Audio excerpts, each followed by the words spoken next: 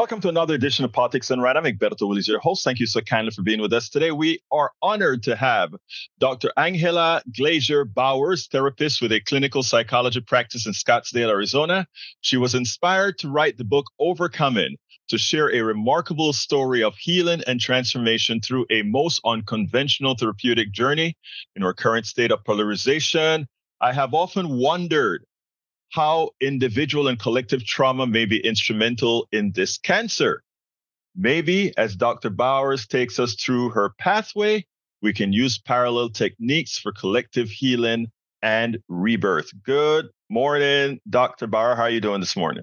Good morning. I'm well. How about yourself? I am doing just fine. Anyway, you are the author of a book called Overcoming. Overcoming what? Well, this particular client that I wrote about overcame a history of severe PTSD and trauma. She overcame major depressive disorder. She overcame what would be possibly considered sexual identity confusion. She overcame substance abuse and a sense of desperation. So she healed quite a bit after years of doing great therapy with her. And I wanted to tell this story because I think so many people can relate to it. Well, there's one particular passage here. Each therapist needs to have boundaries to stay professional. However, there are times when those boundaries may need to be reassessed and potentially crossed to save a life. I did push the envelope and cross some boundaries.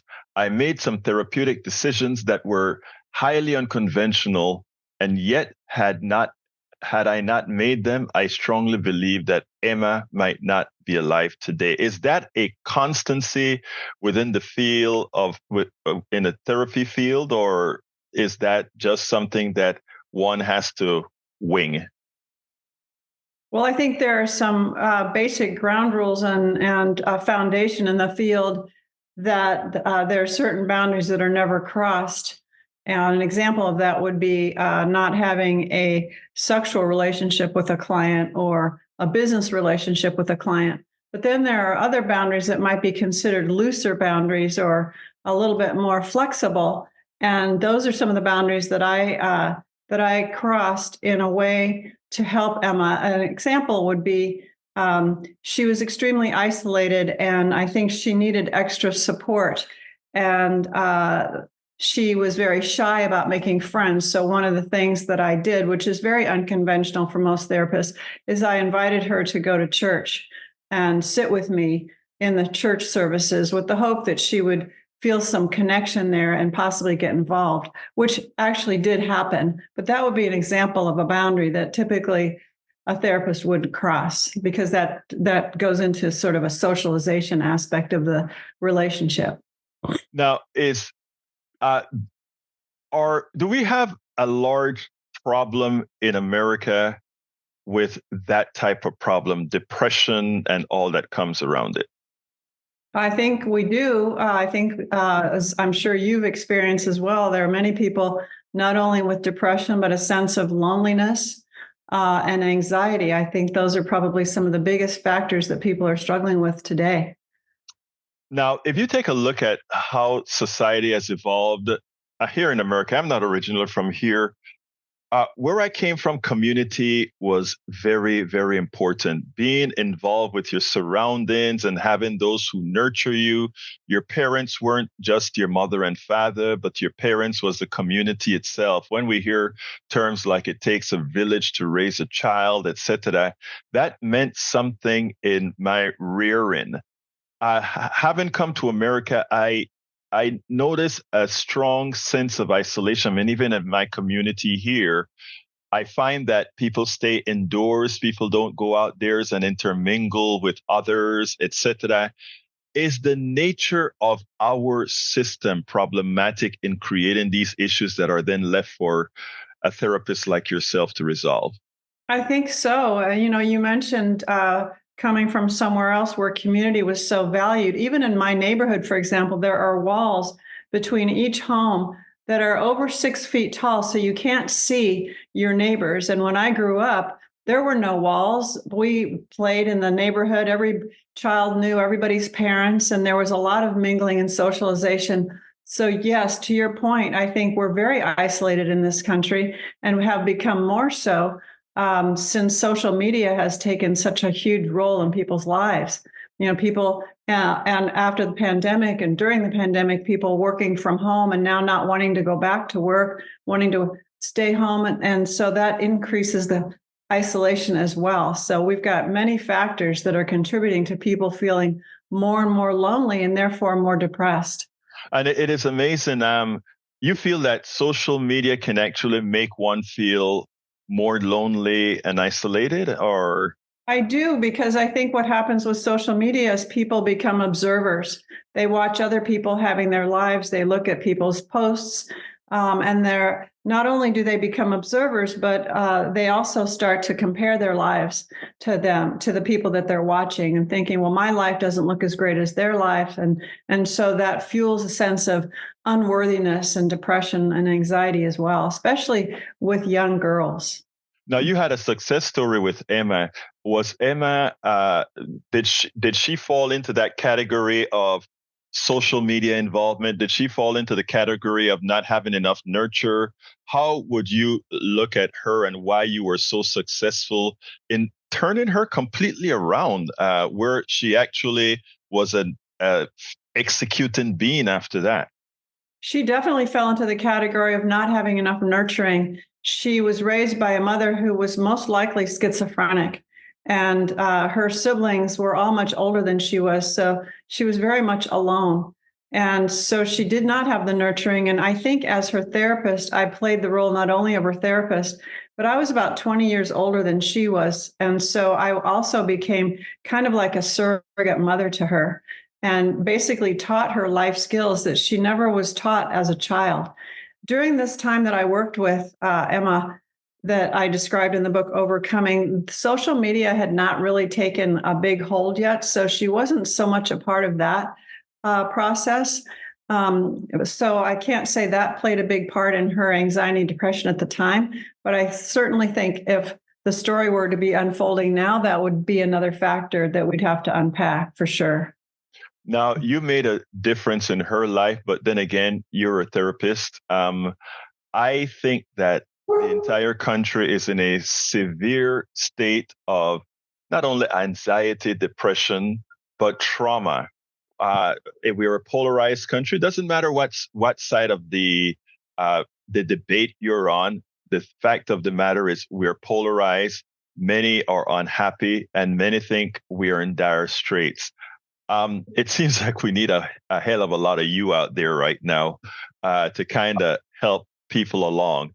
How can individuals, because everybody won't have access to a therapist or otherwise, how can the individual make a difference? I'm not saying become a therapist, but make a difference. I spoke about nurturing before. How can they make that difference in people's lives to make it known that, yeah, there is value, there is reason? Well, you alluded to it before, that sense of community that you were raised with, that sense of takes a village, that value of being around others. So I think it makes a lot of sense for us to reach out to others in friendship, to not live in isolation, to join groups, to join different places where we can connect with others and help each other. As you, I'm sure, have learned by now, the algorithms that are set up for social media are such that if you start to research a certain topic and that might lean towards a certain opinion, you keep getting the same opinions over and over. And I think that's partly why people have become so polarized.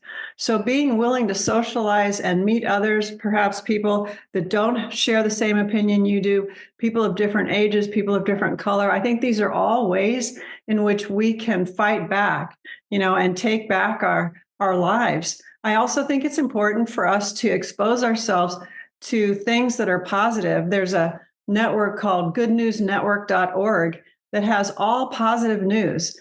People should be looking at those things as well, because the news itself can be so depressing unless we specifically seek out what's good and what's right. So we need to be in charge of our minds and where we take them. And so being willing to sit with ourselves and think about the things that we're grateful for, reaching out to the people we care about, that we love. These are all ways I think that we can counteract some of the negativity that you're describing. You know, in my activism and in my program here, we have an active chat. And one of the things that I'm blessed to have is people from all ideological, the entire ideological spectrum to participate in our chats. But recently, especially as things have gotten pretty, well, you know how things have gotten, we've had a lot of I don't want to say infighting because everybody comes back. That's why I said I feel blessed because people come back and enjoy speaking to each other, even if they're sort of going through these ideological polarized arguments. What can you tell the audience which will be listening to you right now, a polarized audience?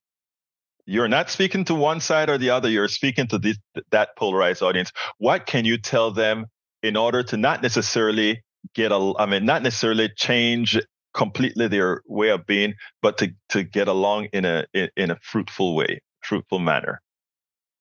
I think the main thing that people can do is to be open to the fact that number one, you may not know it all. Number two, there's always more to learn, and to have respect and kindness for everyone, regardless of what their political orientation might be. That we're all people first, that we all want the best for our families, for our children, for our country. And so to look for the commonalities and to be willing to really truly listen, because you can listen to someone and not necessarily agree with them. I think what happens so often is that people stop listening when they don't agree, and they shut down and they stop having really productive interactions. But if you truly listen, then you're exploring, why does that person feel this way? What's happened to them, or what have they been exposed to that would make them think this way, that might be so different than how I think? And even though I may not agree with them, if I understand where their thinking is coming from, I think that creates more of a connection. So those are some of the thoughts that I have on that topic. Dr. Bars, I think that part is magic. In other words, not necessarily agreeing with them, but trying to understand why it is that they feel that way. What's the genesis of those feelings? And I think that goes with on any particular topic. And I've been trying to learn that technique, mostly successful, but not always. And I think that being reinforced, audience, are you listening to Dr. Bowers? I mean, that actually makes a lot of sense. Try to listen and not create that block as soon as you're in disagreement with them. Well, Dr. Bauer, it seems to me like you were successful with Emma, which seemed to have been a very severe case, but I don't know how severe given the state of our country right now. I think that we are all getting there. I mean, I am out there and I'm listening to people with the anxieties that they're having, and not only about a presidential election, but just about people, scared of people. If I'm sitting in your chair right now, how are you going to get that out of me? How am I going to finally be able to live? In other words, people are so darn scared right now to just live. Most people are good. Most people, given the opportunity, want to be around you. How can we just live? Well, you just said it, right? To remember that most people are good, that what we see in the news, what we see on television and read about in the papers are problems that draw attention, because the news typically wants to focus on the problematic things going on. But if you remember that most of the people in around us are good and have good intentions, I think that will make us feel less depressed and less anxious. And then really seeking to do kind things yourself, because whether it's you smile at a stranger, or you open a door for someone and you help somebody with whatever they need, whether it's helping somebody carry their groceries to the car or opening a door, these are all small kindnesses that over time can make people feel like, oh, we are united, we are one, we're not so different than we think we are from each other. Actually, I really like that. An act of kindness. Just you be kind. It'll rub off in the long run. You be kind. And that is so good. Well, look, Doctor, there's always this is how I always end my interviews. What would you have liked me to ask you that I didn't? Well, that's a great question. I think what would have been maybe something to ask is what are some of the core needs that people have in order to feel that their lives have meaning and that they can be hopeful and perhaps less anxious. Tell me, And please. and so the answer to that is that I believe that people need a core sense of belonging. And you mentioned it earlier in the interview that people need to feel a sense of connection. So seek connection, leave your home, leave your social media, get out and go, whether it's to meetup groups or to a church or to volunteer, which is a great place to make connections. People need to feel that they have a sense of mastery over their lives.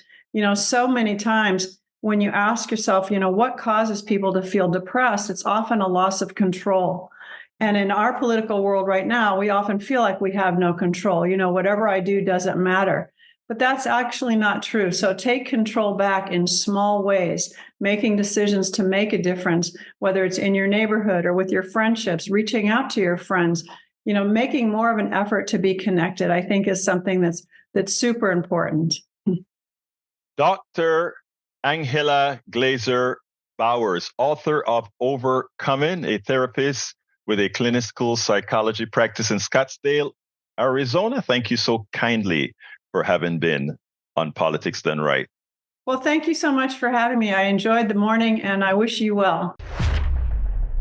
We spend a lot of time deconstructing the news, trying to parse it into a form that everybody can understand. We try to find those little nitpicks where it flies above the fray, etc.